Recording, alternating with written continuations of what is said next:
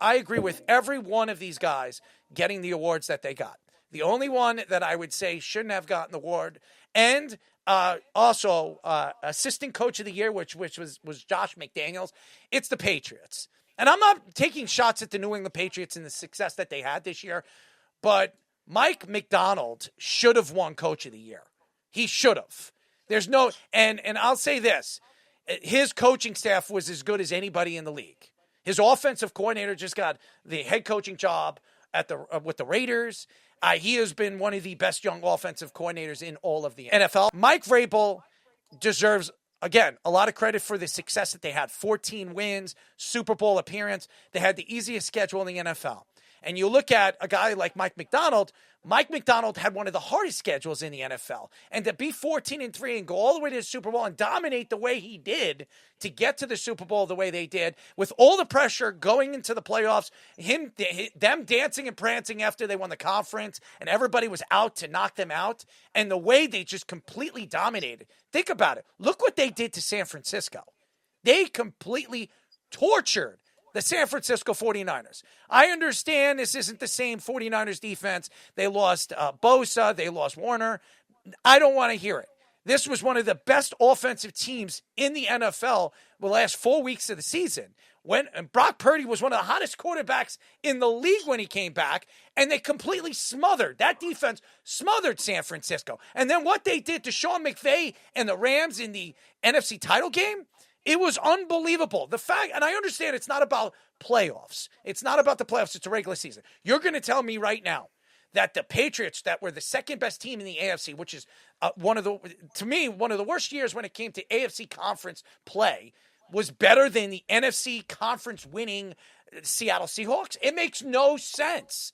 No sense. And you give the GM of the year in Schneider. If Schneider's the GM of the year with all the success they have, how isn't their coach and their assistant coach and Clint Kubiak not the assistant coach of the year? It makes no sense.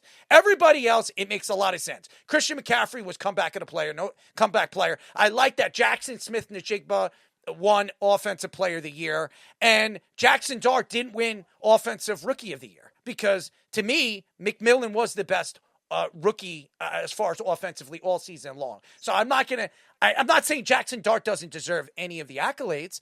I just don't think I would have given it to him. He missed the first 4 games of the season. He played well. I just think McMillan was the guy. He helped Carolina make the playoffs this year. He was everything to Carolina and Bryce Young's development this year. So very well deserved.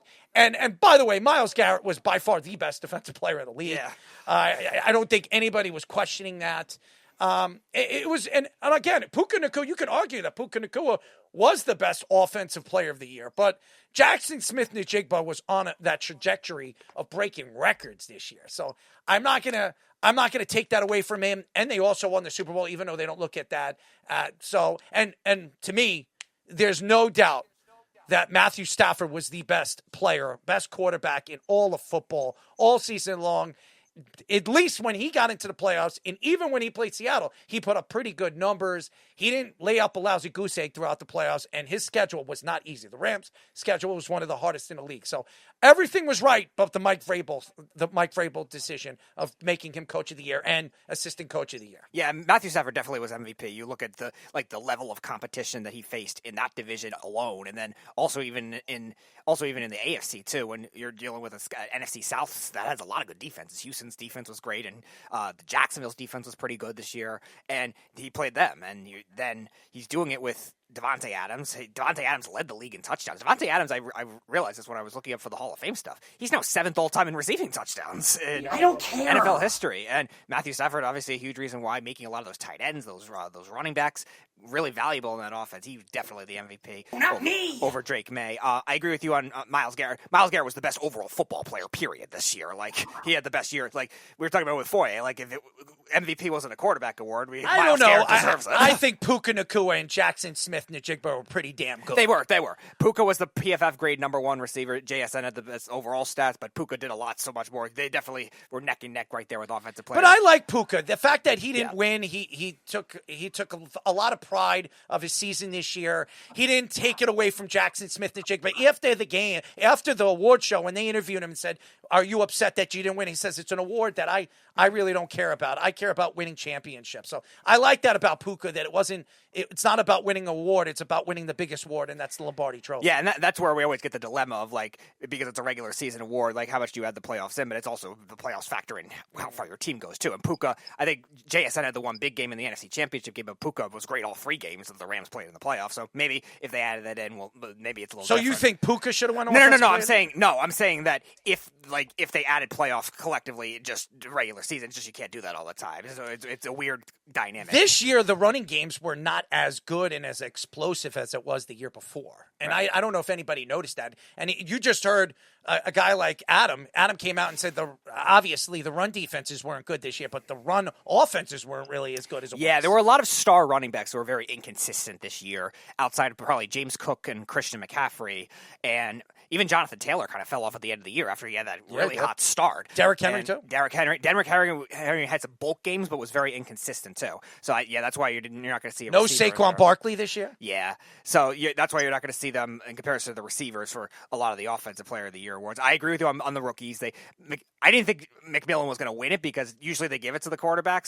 But I wouldn't give it to Dart because Dart didn't play the first 5 games. So, I wouldn't reward somebody that only played 10 games versus only playing the whole season like McMillan did. And same thing with Schwesinger. Everyone's saying, Schwesinger stat padded. It's not his fault. The Browns' offense is so terrible that he's on the field all the time. James Pierce had a good case. He had 10.5 sacks in his rookie year for Atlanta, but I think Schwesinger definitely. Just think, they traded the rights to Travis Hunter. Yep. For Schwesinger, and Schwesinger was a better pick. Yes.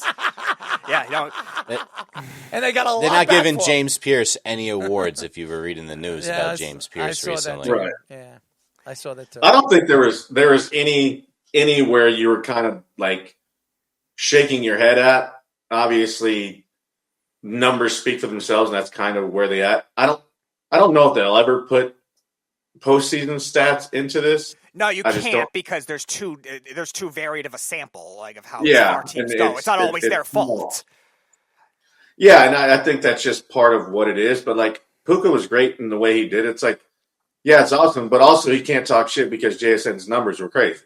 Like I had a great year, but and that's the thing too that I think now with so much access to all this information, and I don't give a damn what they say. We look at this stuff as athletes, like we do. You're like, hey, how far away from this guy am I? Like, how many yards and whatever. Like, we look at it, and so, and I think when it comes down to you should say that I'm better than him. But at the end of the day, when it comes to it, you see more humility, or you see more praise to the guys that get it because you know that their numbers and you have so much access to watch their film and what they do because you might try and use something that they use like off a hitch or maybe that stutter step or off the line and what they're doing. So I think there's just more respect throughout the game and more access to the knowledge of how good these guys are that are better than me. But I'm right there. It's not like I'm too far off because they both had unbelievable seasons. I thought Mike McDonald's the only one that I think was robbed because he won the NFC.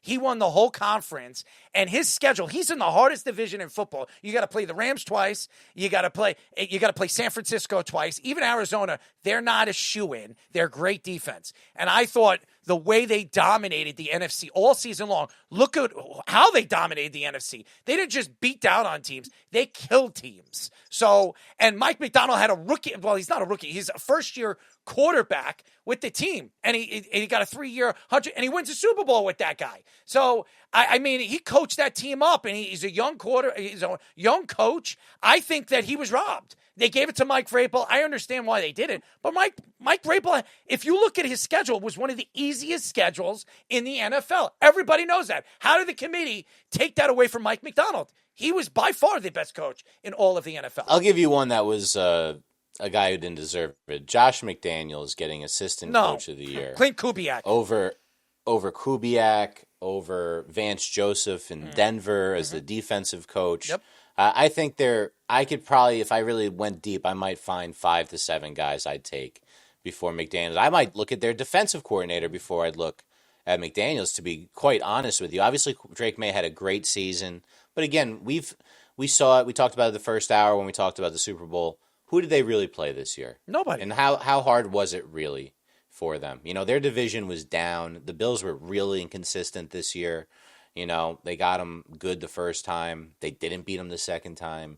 What were their real signature wins this season? But power to them. They did what they did, and give them the trophies. But I'll remind you, Brian Dable won Coach of the Year too for the Giants. Yeah, so did Matt Nagy, who's now their offensive coordinator. Nagy. Well, let's just get those. At least we're not just drafting team captains still, Speedy. Or Senior Bowl MVPs. And well-deserved for Christian McCaffrey. He's been great. Yeah. Well, what do you think about Trevor Lawrence, though? Trevor Lawrence should have given a little bit more love.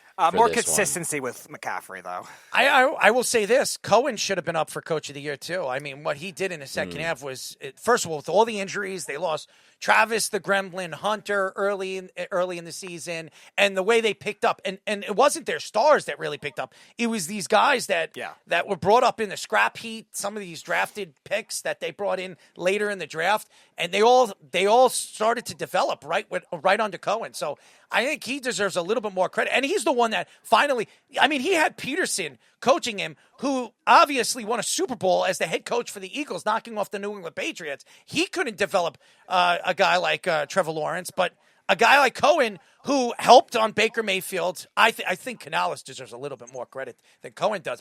And getting the chance that he had this year to take off. And by the way, Cohen wasn't going to take that job until at the tail end before the OTA started. He didn't want that job until they fired the GM. Mm-hmm. Yeah, getting rid of Trent Baalke finally after all these years. Get it, the best thing for the organization. I'll give you one more name, too. The team that had the most injuries in the NFL, and they made the playoffs. They won a playoff game. Ben Johnson with the Bears. Yes. Should be up there Ben as well. Johnson definitely should get a lot of accolades for what he did, especially with Caleb Williams. And we'll see how Caleb Williams transitions. Assistant coach Aaron Glenn. Please. You know what really bothered me, though? Tyler Shuck got 5 first-place votes for Offensive Rookie of the Year, and Dart only got 1 first-place vote. I'm going to take Jackson Dart over Tyler Shuck every time. I'm sorry. He got those 3 games that he had good stats were at the end of the season against third stringers. I don't buy against bad competition, and they were backups. I'm Ladies and gentlemen, that is again if you really New York Giants. Tyler Shuck is better than Jackson Dart, I will take any bet right now.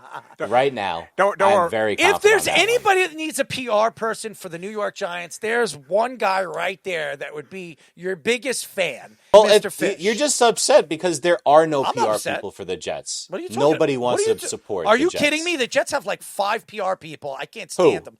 What do you mean who? They're just like, we're the best. Yeah. No, I haven't heard a single Jets guy ever say There's a lot of them. There's a lot of PR Jet guys. That they're the best? No, I'm telling you, there's a lot there's of PR no guys. confidence left in the whole fan base. Please, don't bring up the Jets and try to raise the Giants up like they're special, all right? Because the Giants have been just as bad. We got 1 first-place vote for Offensive Rookie of the Year. Garrett Wilson won Offensive Rookie of the Year, and so did they won the offense and Not defense. this year. It doesn't matter. It doesn't matter. And when was the last time a Giant won? Odell won trophy once upon a time. Yeah, once upon a time. How long ago was that?